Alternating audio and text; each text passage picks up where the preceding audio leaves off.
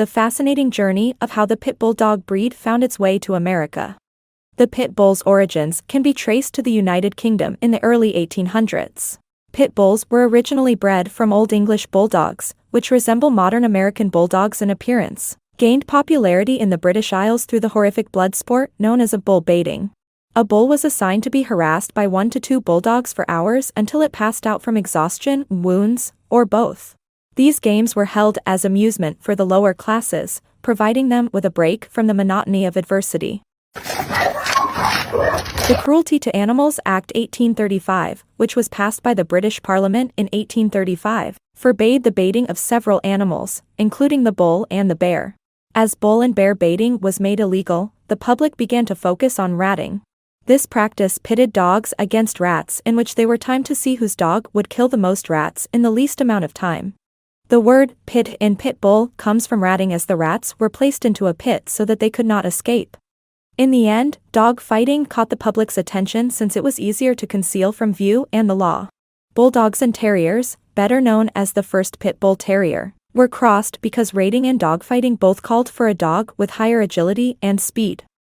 Commoners actually developed Pit Bull Terriers with some of the same characteristics and features that we still adore about them now, despite their strength and tenacity in combat. Bite inhibition against humans was strongly encouraged through selective breeding and culling. Gamblers had to be confident that they could enter a pit and handle their dogs there without running the risk of getting bitten. When a dog bit a person, it was usually culled.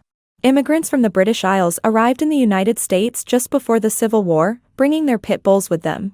The American Pit Bull Terrier was the name given to the Pit Bull Terrier breed at this period.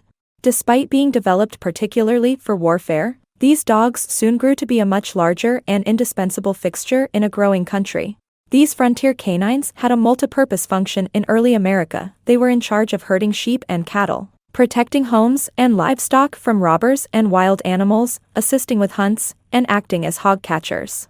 They gained notoriety as both a working dog and a friend due to their devoted and affectionate nature with people, especially children. This is where the nanny dog story comes from.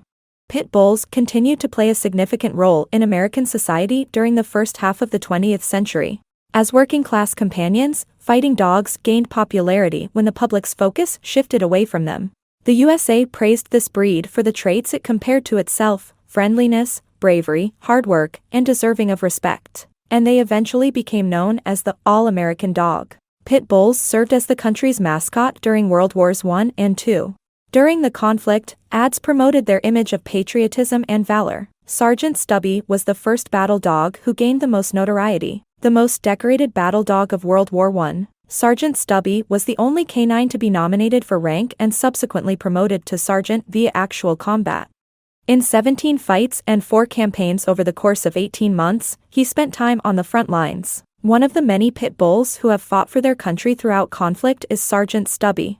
In addition to their efforts throughout the war, pit bulls won over the hearts of Americans, frequently appearing in brand logos, commercials, and popular television programs. The most well-known pit bull was probably Petey, the lovely, ring-eyed cuteness from Little Rascals. Politicians, academics, and celebrities were all fans of pit bulls. Pit bulls were the pets of many famous people, including Helen Keller, Theodore Roosevelt, Thomas Edison, Mark Twain, Fred Astaire, and Humphrey Bogart. Pit bulls gained increasing acceptance as normal dogs following World War II.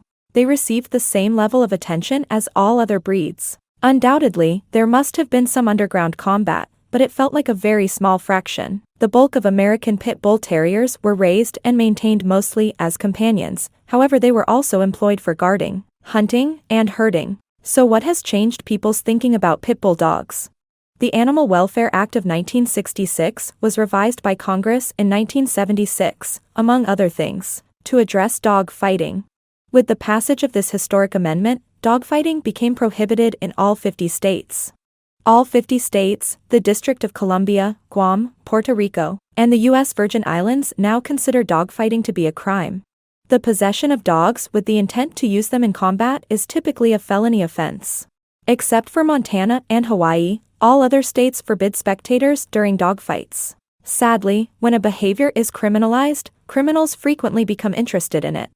In the 1980s, as dogfighting began to re-emerge, animal advocates focused more attention on the inhumane, violent, and illegal blood sport.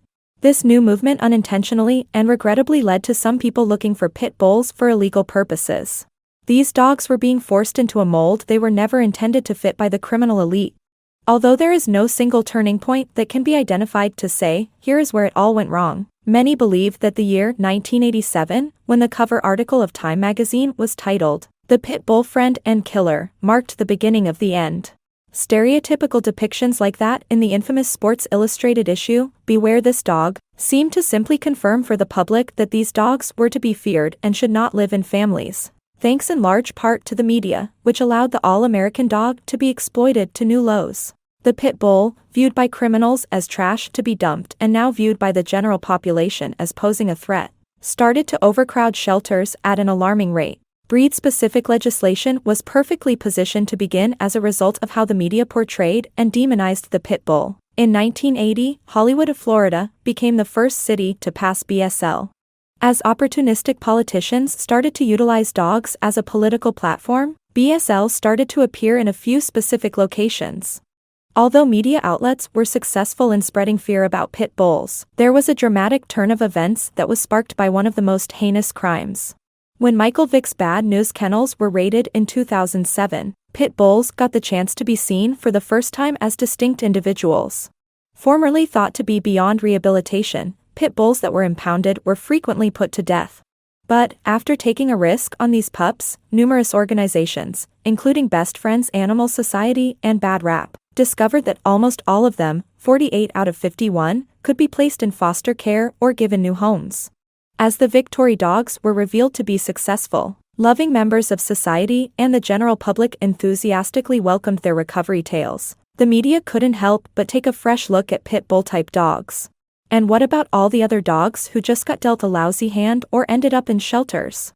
If these fighting canines could be rehabilitated 20 years after the breed took its first major PR hit in the media, Sports Illustrated returned to show us a different face of the dog, one that invokes sympathy and even surprise from a re-educated public.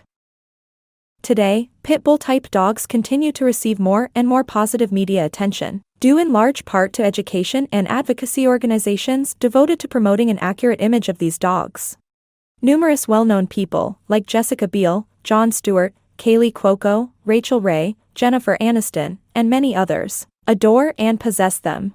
They can be observed in the show Ring, in different dog sports like agility and weight pulling, in law enforcement work like narcotics detection. Take a look at former adoptable Peaches, in the armed forces, as service dogs, in our homes, and as therapy dogs, like Love a Pit Bull's crew, reaching out and providing comfort to people in hospices, kids' hospitals, veterans programs, women's shelters, etc. The all-American dog is once again the pit bull.